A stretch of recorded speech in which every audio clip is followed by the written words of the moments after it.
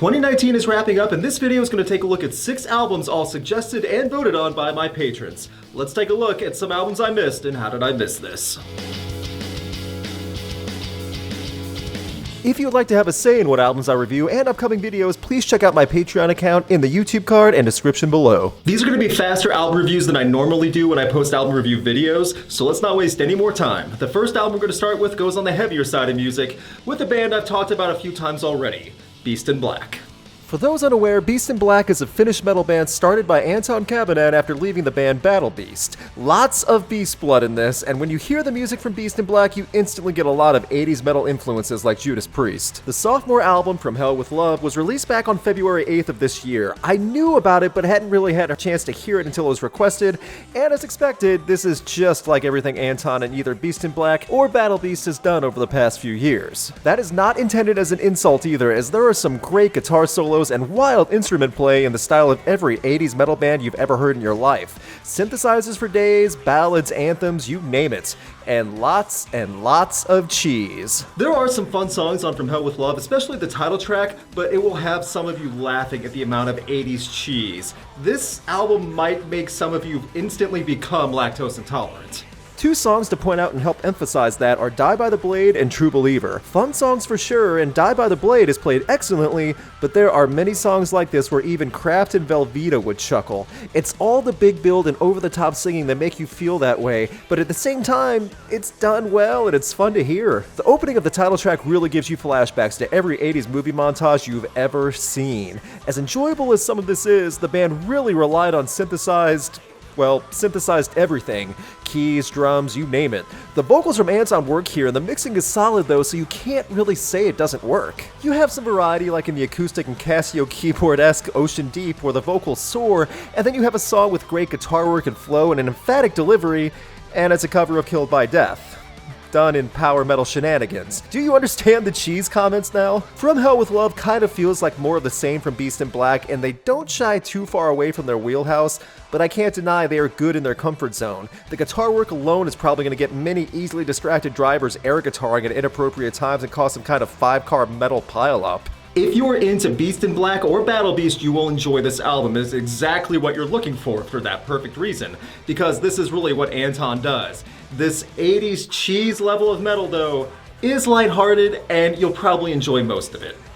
The only question I can ask is, it's 2019, what are we still doing with this? Overall, From Hell with Love is another solid entry in Anton Kabanen's resume and will make all the classic and 80s metal fans happy, as well as anyone who hears the music played live. It's campy and it's more of the same, but it's still quality power metal, heavy metal, cheese metal. It's all in a good way, too. If all of Finland sounds like this, then that place must be a 24-hour party. Now we're switching to something completely different in sound, Copeland and their latest album, Blushing. This is pretty much the opposite of style that Beast in Black had. This was the first full album I've listened to from the Florida-based band, and I was explained that they are in the same field as Anne Boleyn and May.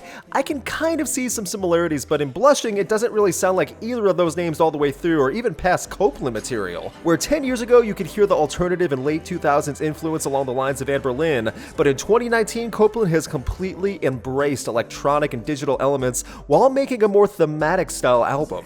This album is as atmospheric as it gets. The opening song, Pope, really lays the groundwork of what to expect from Blushing. A great rhythm and smooth vocals from Aaron Marsh. You can tell that this album was his brainchild and him wanting to progress into something bigger scale. There is a sense of mystery in the song breaks with a woman continuing a story, and it's all very intriguing and almost otherworldly. There is heavy use on synthesizers, keyboards, electronic drums, all while still keeping an indie feeling and not straying too far away from the identity of the band, even if this is as far as they have gotten from that point.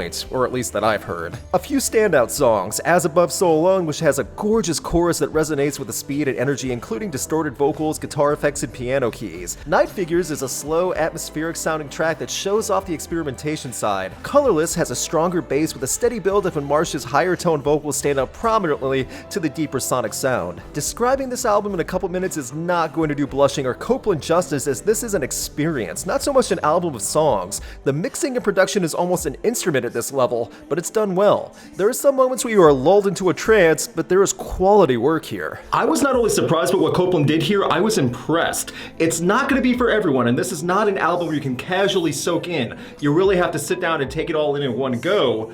But Blushing is something completely different than most of you might expect or have heard in a very long time, and for that, I do recommend it. Overall, Blushing is Copeland's successful venture into an experimental atmosphere. It works on several levels between ambience and rhythm, all with smooth, unique vocals. It's an album that is the antithesis of singles, but rather an album meant to be played in full and suck you into something completely different than anything else out there. Changing gears again to something more danceable in the pop rock style is Spirit Animal with their latest album, Reborn, yesterday. The best way to describe a band like Spirit Animal in a very quick description is early Maroon 5, before the band sold out and sucked and Adam went crazy.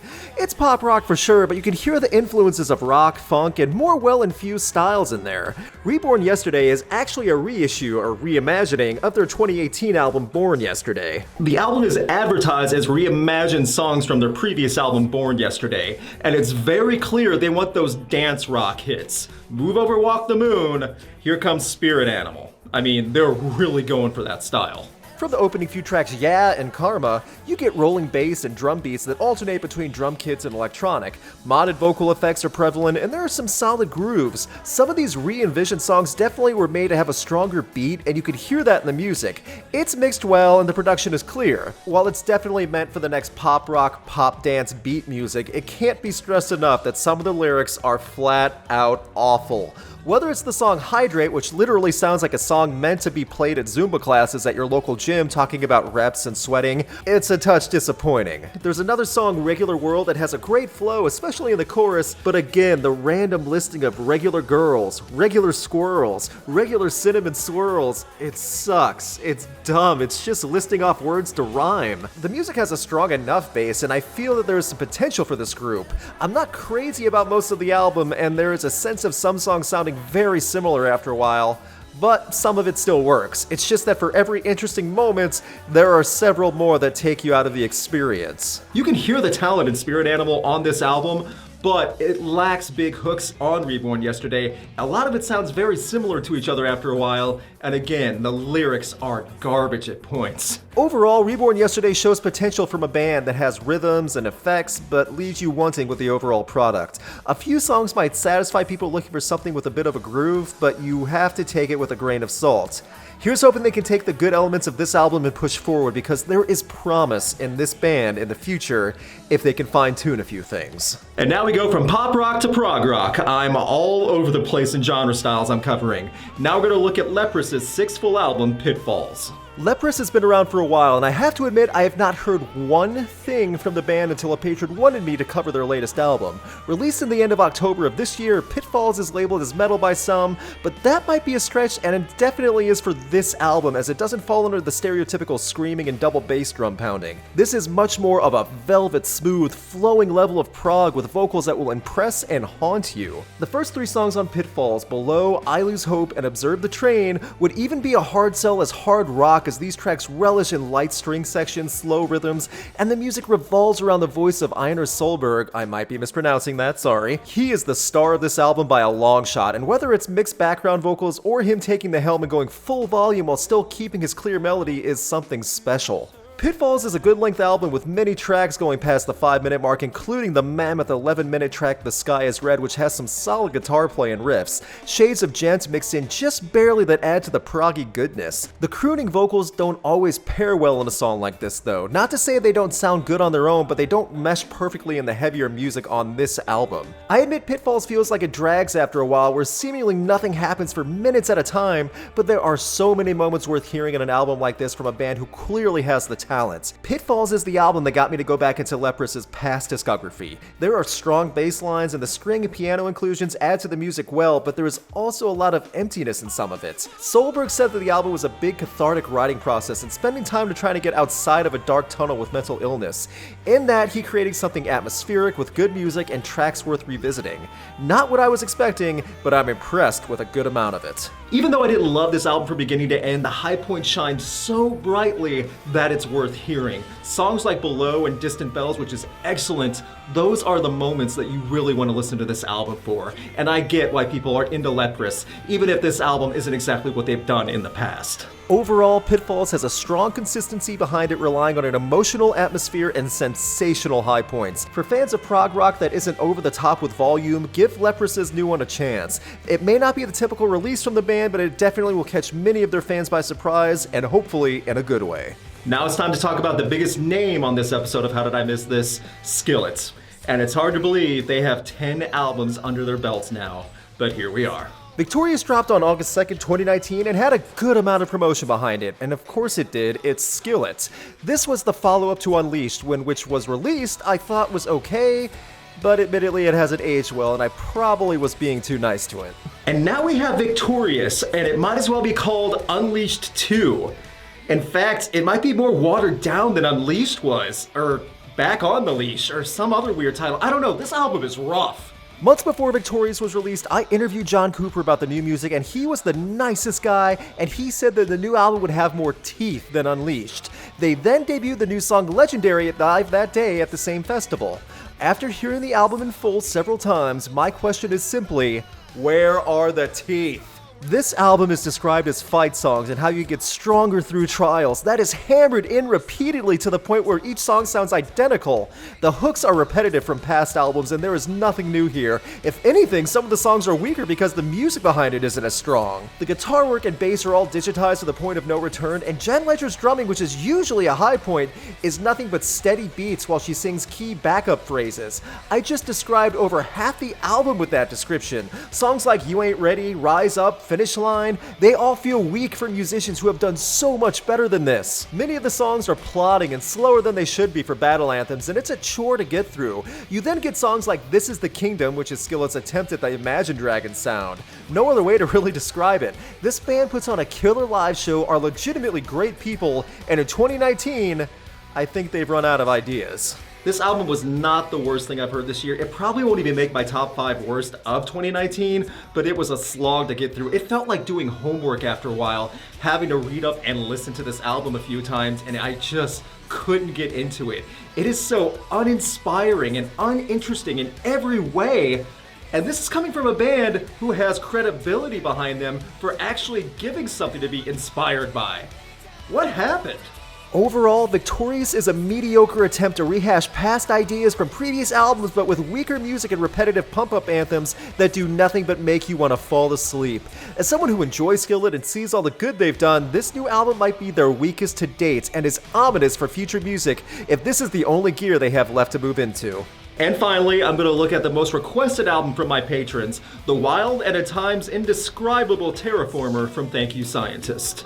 I had heard a song or two from Thank You Scientist a few months ago back in June when the album was released, but now that I've sat down and listened to this well over 60-minute album, I think I get what the band has a following. It's a cavalcade of instrument work from saxophones and other horn instruments to string sections and tons of drums and guitar work and bass, and it's all mixed in a big blender to create long songs. As chaotic as that description sounded, that really is on point with what Thank You Scientist has presented.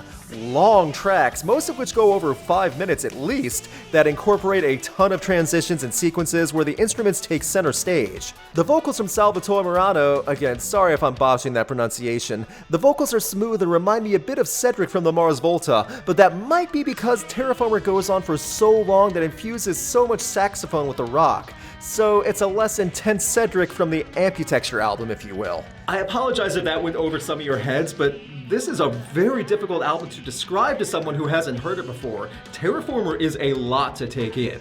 Some of the standout songs are the wild Everyday Ghost, the fantastic Fox Mulder, which is slightly inspired by X-Files and could also double as video game music, and the amazing title track to close out the album that really has the vocals shine along with the instruments with a hint of Coheed and Cambria levels of delivery. Admittedly, it's too much to take in at times. Many of the songs go on way longer than they need to, and in some parts it feels like the music is just looping.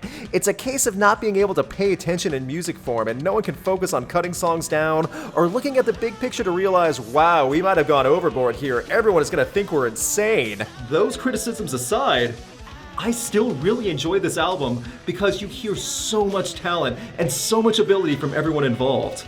This one's definitely worth hearing, even out of just curiosity. You'll find something you like here. Overall, Terraformer is a wild and at times daunting listening experience of prog rock and experimental rock that will reward you for your listening persistence and patience. It's technically sound, at times a textbook definition, and it's definitely something different than most music in the chug-along hard rock scene going today. And that was a look at 6 albums I missed in 2019. The next time I do one of these How Did I Miss This videos, the format might be changed a little, but it'll still be back, and I'll still be covering more music. Big thanks to my patrons, and a special thanks to Brandon Barenfeld. You too can have a say in upcoming videos by supporting Rocked on Patreon, and have a vote in albums I review, like in this video. More info in the YouTube card and the link in the description below. Please subscribe so you get notified on my upcoming videos, including my best and worst albums of the year list. Check out my concert photography on Instagram, and you can keep up to date with Rocked on Facebook and Twitter.